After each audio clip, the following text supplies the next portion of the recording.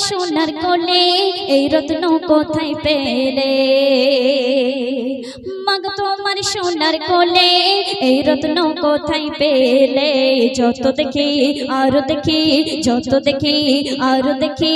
অঙ্গে খোদার নূর জ্বলে তুমি দাও না একবার কোলে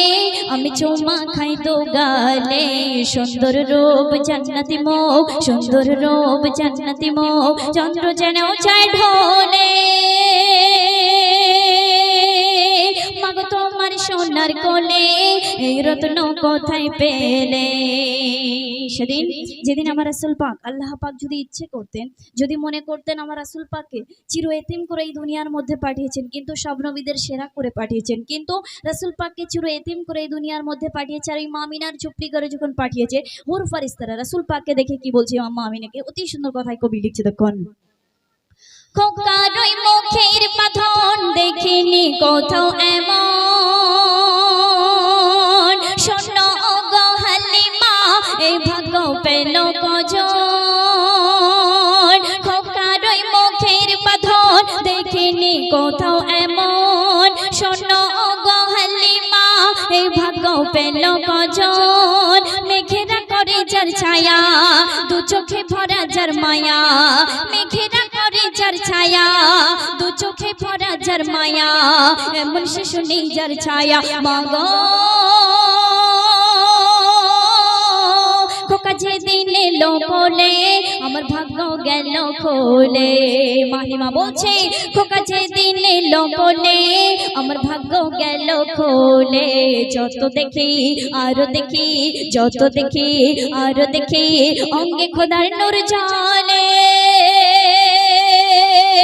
মাগো তোমার সোনার কোলে এই রত্ন কোথায় পেলে তারপরে অতি সুন্দর কথায় কবি আরো কি লিখছে দেখুন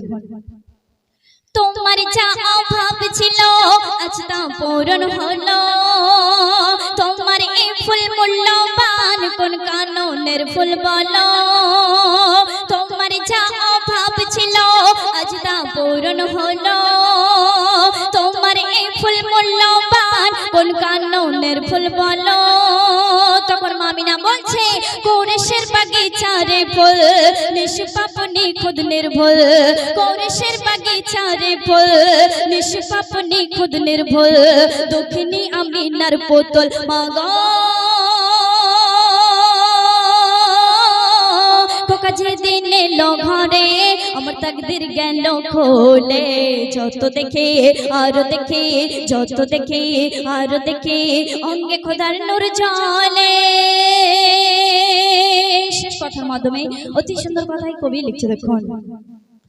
মা আমিনার সোনার চাঁদ নাম হলো তার মোহাম্মদ যে নবীর হয়ে উম্মত চমকালো মোদের কিসমত মা আমিনার সোনার চাঁদ নাম হলো তার মোহাম্মদ যে নবীর হয়ে উম্মত চমকালো মোদের কিসমত মোর নবীর ভালোবাসতে হবে